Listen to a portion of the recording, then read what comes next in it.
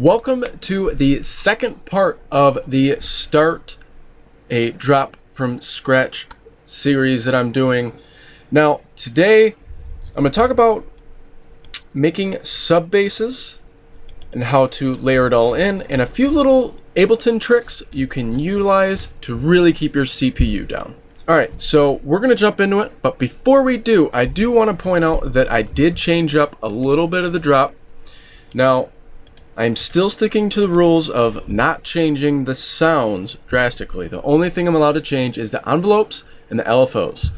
So here is the part that I changed, about right here. All I did was take this noise and turned it into a 1/4,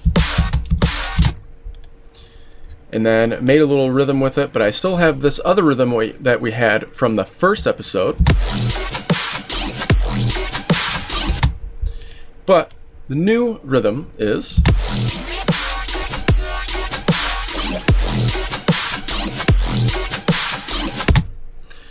so now from that I'm going to show you a little Ableton trick here where I'm just going to resample everything.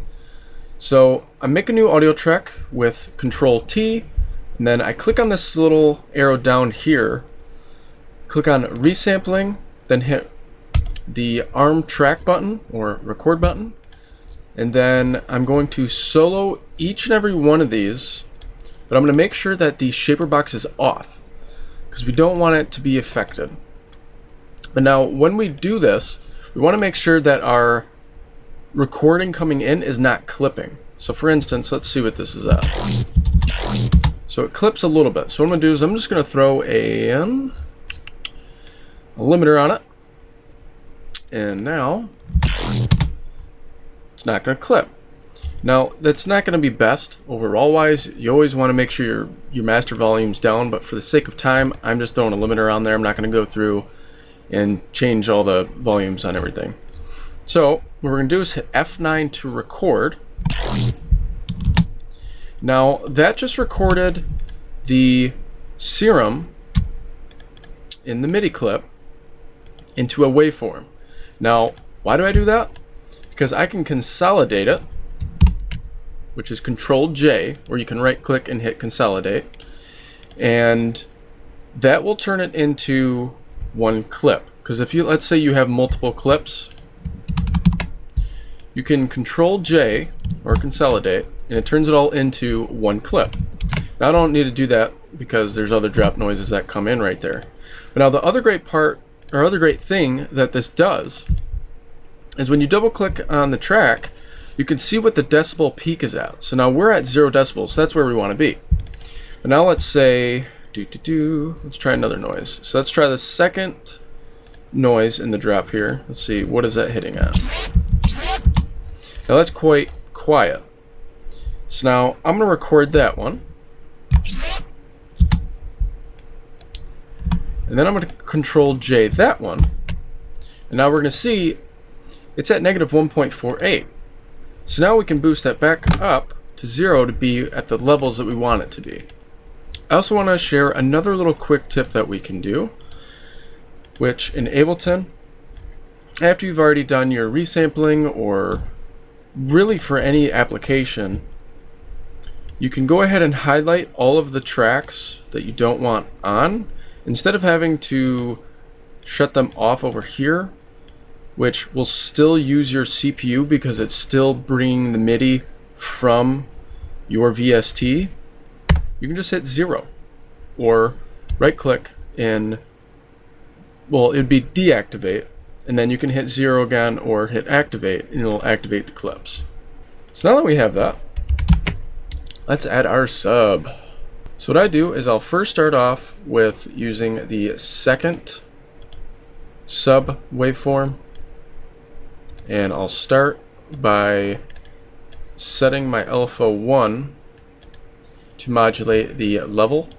So I'll have this at 0, and then I'll put the LFO on it to 100%. And then we're going to put this on trigger as well. And this is going to be for the 1/4 notes.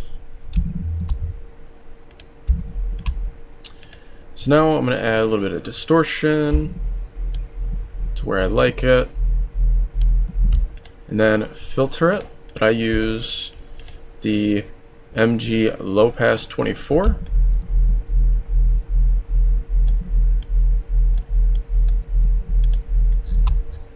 So now we have to find where all of our 1/4 notes are. So I'm going to go ahead and put this on every single 1/4 note that there is. And then I'm going to do the same thing, but I'm going to double it and change the LFO to 1/8, and then put it on everything that's 1/8. Alright, I am back, and I have now timed all of the subs to be with the rhythms of the main bass. So now what I'm going to do is I'm going to resample the 1/4 alone, and then the 1/8 alone. And I'll get to why in just a second.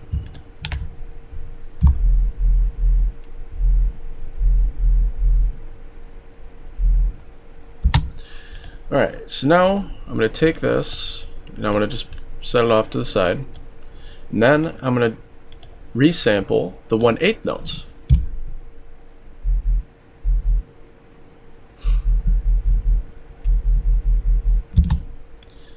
So now, why do we do that?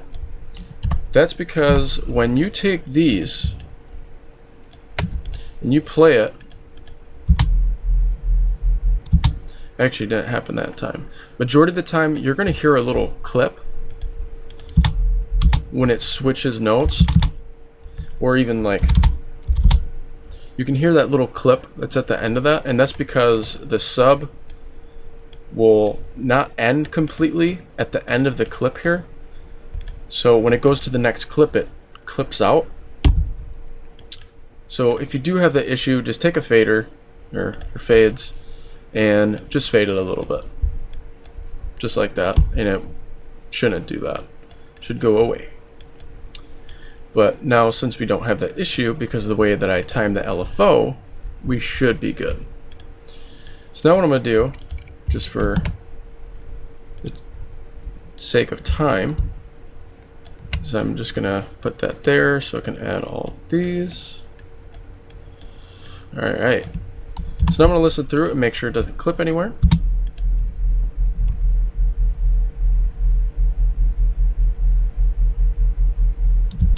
And it doesn't. So now what we're going to do is we're going to Control J all of that, because it looks like it's all at the same volume. So now for me, I usually put my subs at -4 decibels, so we're going to put that like that. We are also going to grab our side chain again.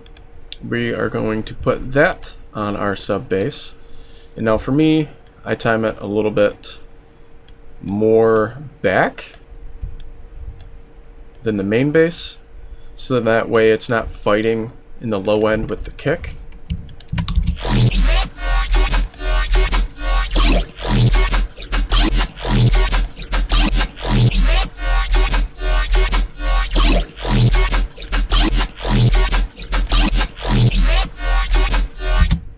Alright, so now let's see how that sounds overall with everything.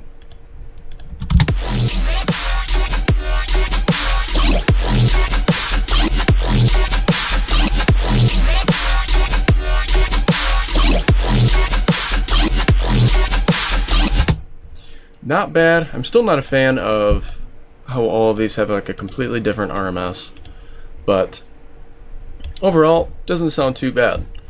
And there you go. There's how to make a drop from scratch. Hope you guys liked this video. Hit that like button. Subscribe if you like my videos and would like to see more. I'll see you guys in the next one. Deuces. 1-800-RHYTHM